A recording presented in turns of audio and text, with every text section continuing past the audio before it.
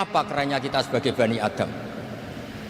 Nah, makanya disebut alladzina yu'minuna bil ghaibi.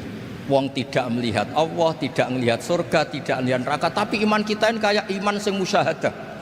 Iman sing hakul yakin, ainul yakin. Kenapa demikian? Ya karena tadi kita diajari terus menerus oleh Rasulullah SAW. Yang terakhir saya cerita mukjizat. Ini juga terkait dengan betapa mudahnya hadat jika dicerna. Kata Rasulullah SAW, sabda Nabi di hadis, salang lagi ini hadis sahih di bab awal Fadailul Quran di Sahihul Bukhari. Dicek kalau nggak percaya dicek. Ma minal anbiya'i nabiyyun illa u'tiya minal ayati ma misluhu amana alaihil bashar. Wa innama kana alladhi utitu wahyan auhahu wa ilayya fa arju an akuna aktsarahum tabi'an yaumal qiyamah.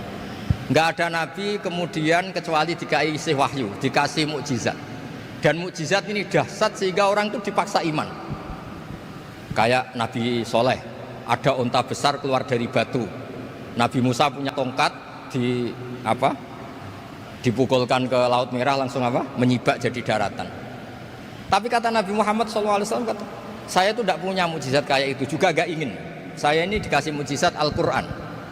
Dan saya berharap karena mukjizat Quran ini adalah terus kemudian umatku menjadi yang terbanyak ila yaumil qiyamah. Sekarang kita berlogika.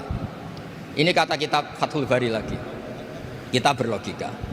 A'jaza yu'jizu i'jazan. Sesuatu yang menjadikan orang lain enggak mampu disebut kemudian karena ayat di mukjizat. Sesuatu yang kita sepakat enggak mampu. Nah, kalau itu masalahnya, tongkat dipukulkan laut kemudian menjadi kering, kita mampu enggak? Enggak kan? Tapi pertanyaannya, Anda bikin nyamuk mampu enggak? Enggak kan? Anda bikin sapi, bikin unta mampu enggak? Enggak kan? Makanya Nabi Muhammad SAW cukup, sudahlah kamu itu manusia. Bahkan sekedar menciptakan lalat itu enggak bisa.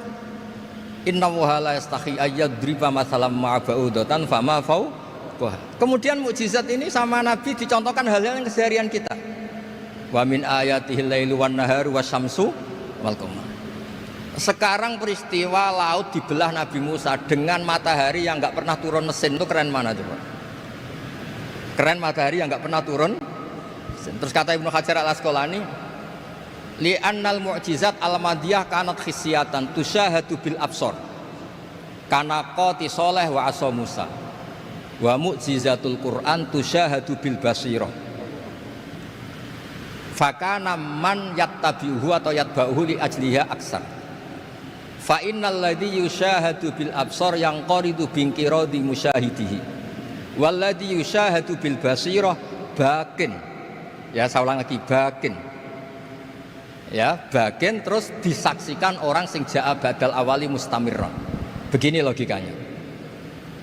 Mukjizat kayak nakoti Soleh atau Asa Musa yang terkenal. Saya andaikan jadi umatnya Nabi Musa terus dikasih tongkat itu, terus bisa apa coba? Ketika kita punya utang disuruh nyaur, ya nggak bisa dipakai jaminan kan. Sudah gitu orang tanya ini asli apa enggak? Kalau asli buktikan, kan ya repot. Tapi kalau kita jadi umatnya Rasulullah SAW ditunggoni Quran, punya banyak masalah resepnya. Kalau nggak bisa sabar ya nyari kiai-kiai tukang ijazah nak menodongannya mandi. Karena orang mensifati Allah itu macam-macam. Makanya saya pastikan nggak ada agama yang mengajarkan rasional kayak agama apa? Islam. Makanya liqaumi yaqilun liqaumi yatafakkarun. Coba misalnya nyamuk, kamu tidak bisa kan? Nyamuk punya organ tubuh kecil, organ tubuhnya punya urat. Kamu mikirnya kayak apa? Sekedar bikin patungnya saja tidak bisa, apalagi bikin nyamuk. Jadi untuk mengakui kudronya Allah yang tidak terbatas dan kita lemah, itu udah usah nunggu peristiwa kayak terbelahnya laut.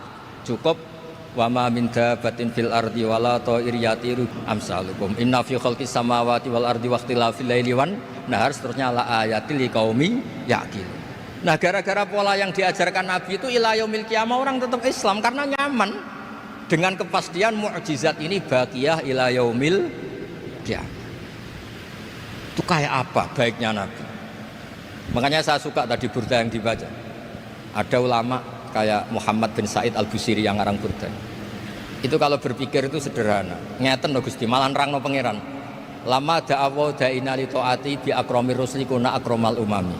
Ngeten lho Gusti, karena Rasul Muhammad itu terbaik, ya logikanya umatnya juga terbaik. Jadi lama da'awa da'ina li ta'atihi bi akramir rusli mesti kuna akramal umami. Jadi Burda ini saking manjanya sama Allah sampai bilang gini. Wala yadhiqa Rasulullah jahuka bi idzal karimu jalla bismimun takim. Ya Allah, engkau telah menamai Nabi engkau itu Raufur Rahim, yang penuh kasih sayang, yang sohibus syafa'ah. Maka ketika engkau ingin nyiksa kami dengan alasan engkau ini al-muntakim, dat yang bisa nyiksa orang maksiat, jenengan harus ingat ya Allah bahwa Nabi kita itu Nabi yang engkau gelari Raufur Rahim. Ya kalau gitu jangan jadi nyiksa. Terus gunanya apa digelari Raufur Rahim ra iso nyafaati gitu. Itu jenenge wala yadhiqa Rasulullah jahuka bi idzal karimu tajalla bismimuntai. Terus fa inna min judika dunya wa darrataha wa min ulumika ilmal lauhi wal qalam. Dan itu juga yang dibuktikan Rasulullah SAW. Sampai beliau ngendikan likulli nabiyyin da'watun mustajabah wa akhtabi da'wati syafaatan ummati yaumal qiyamah. Semua nabi itu punya doa yang mustajab dan semuanya sudah dipakai di dunia. Tapi saya menyimpan jatah itu supaya saya tetap punya hak syafaat fi yaumil qiyamah. Dan ini bukti-bukti bahwa ilmu yang selama ini diajarkan para habaib, para kiai itu otoritatif. Saya hanya bantu jenengan memastikan kalau hadis itu sahih dimaknai oleh ulama-ulama yang kredibel. Ya, perjanjian terakhir tadi. Saya ini termasuk kiai yang sergap tanya Mas Nusron, Pak Muzani juga pernah ke rumah saya. Meja saya itu isinya ya kitab. Habib Nabil pernah ke kamar isinya